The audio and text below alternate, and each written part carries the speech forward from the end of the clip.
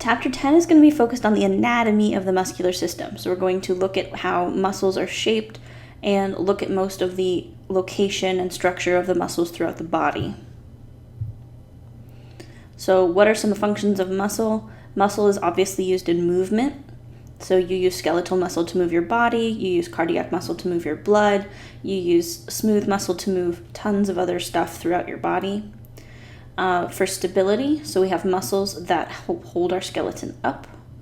Control of opening and passages, so think about your digestive system going from one location like your esophagus to your stomach to your intestine to your colon. All of those have different openings throughout those passages. Some are regulated with smooth muscle. The ones that you can regulate, like whether to urinate or defecate, those are regulated with skeletal muscle. Heat production. So muscle is extremely metabolic. So when we use our muscles, some of that energy gets lost as heat, and that heat warms up our body. As well as glycemic control. So glycemic is talking about like your blood sugar.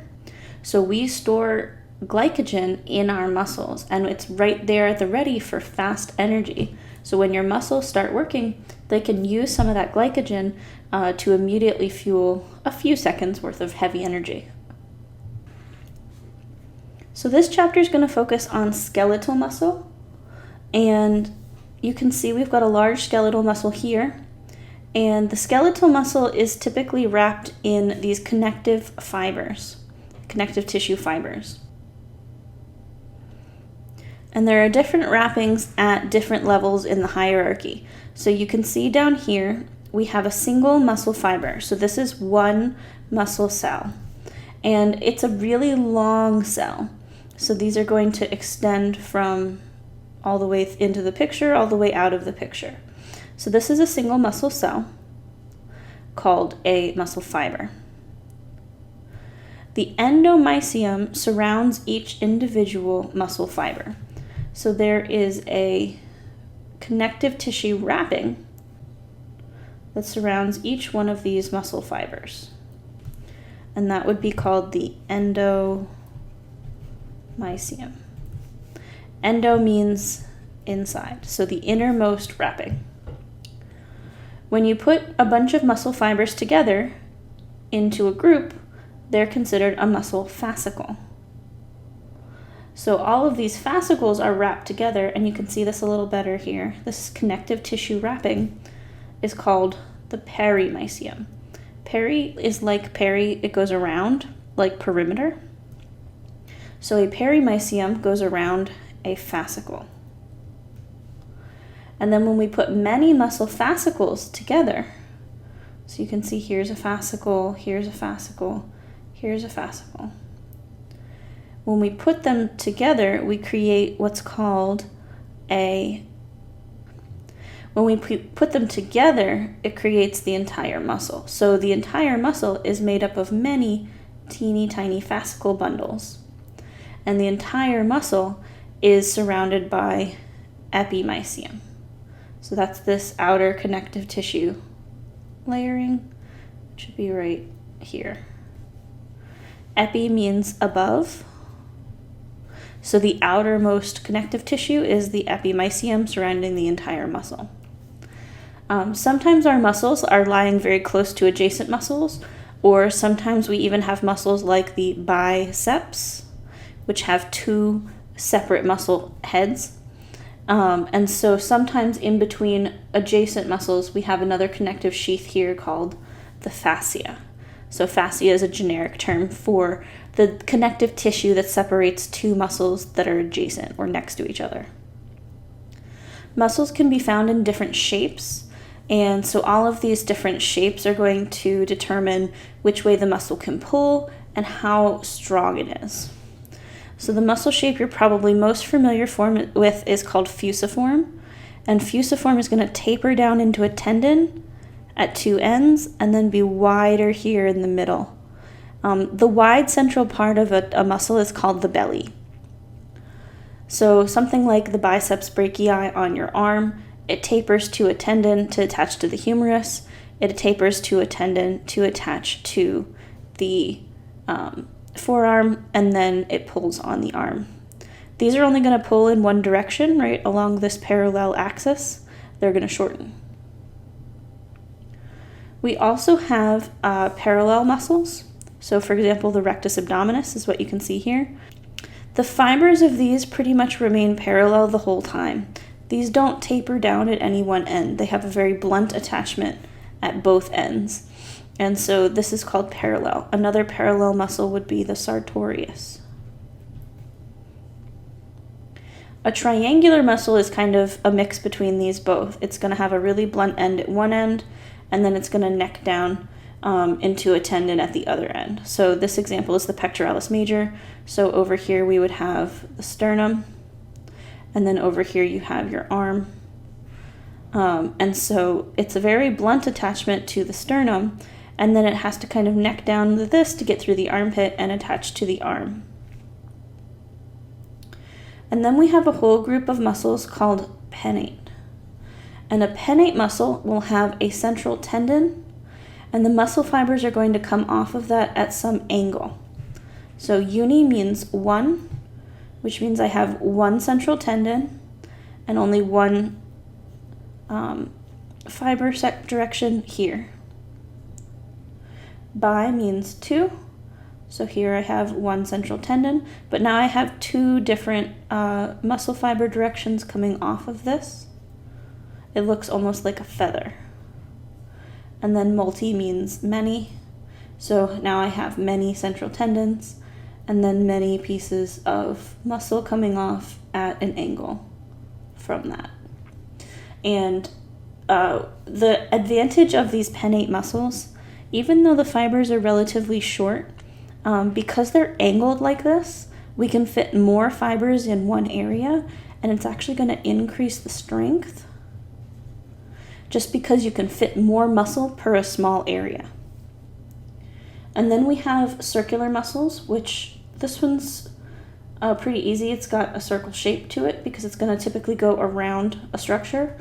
So here we would have the orbicularis oculi, so oculi meaning eye. So this is the circular muscle that surrounds the eye. Muscles can either attach directly or indirectly to the bone. So a direct attachment is sometimes called a fleshy attachment. A direct attachment is going to look like this, where there's no visible tendon.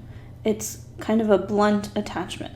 So the attachment of the triangular muscle, right, where it necked down, like this. This part up here would be a direct attachment to the sternum.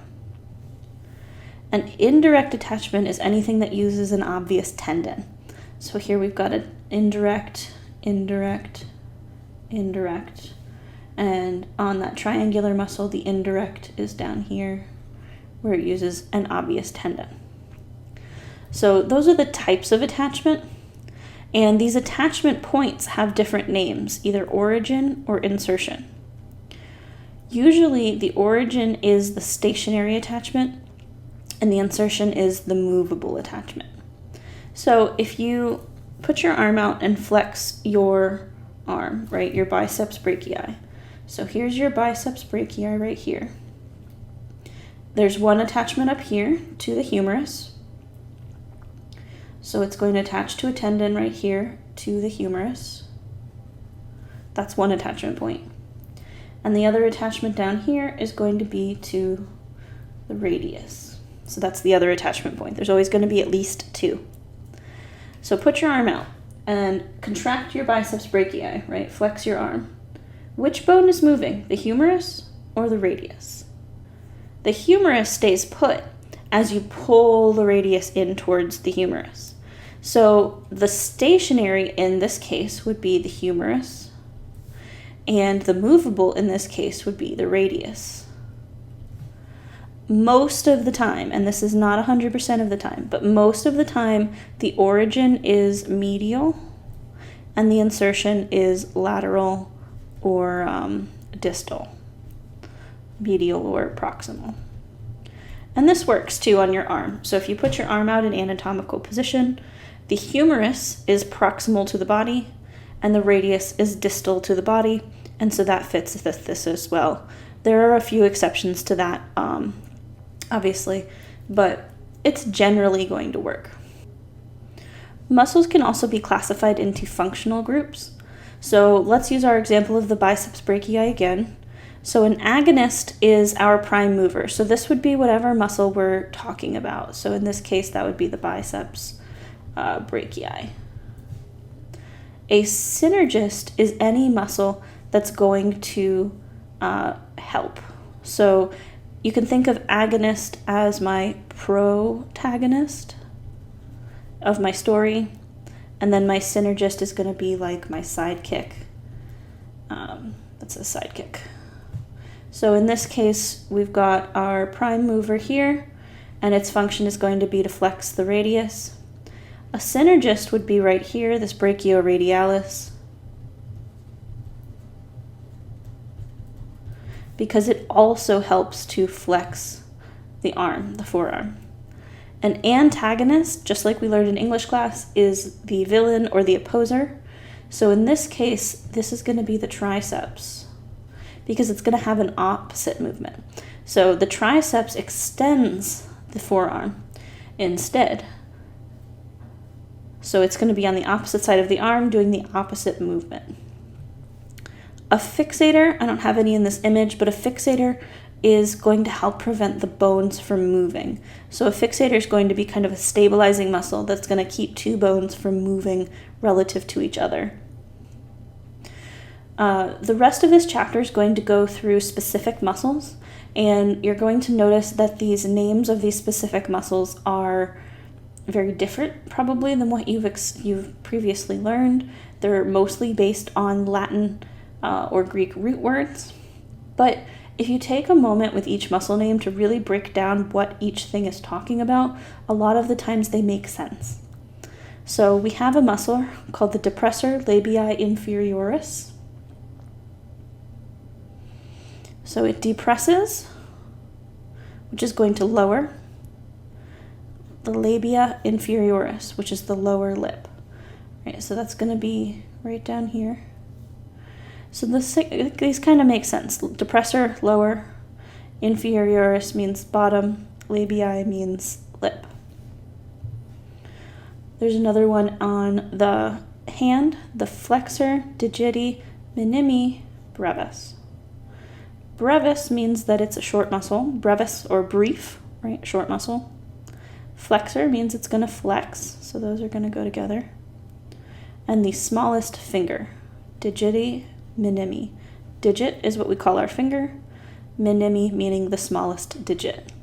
So if you aren't sure of what a muscle does, take a few moments and think about the root words of its name. See if you can't use that to help you figure out where it's attached or maybe what its action does.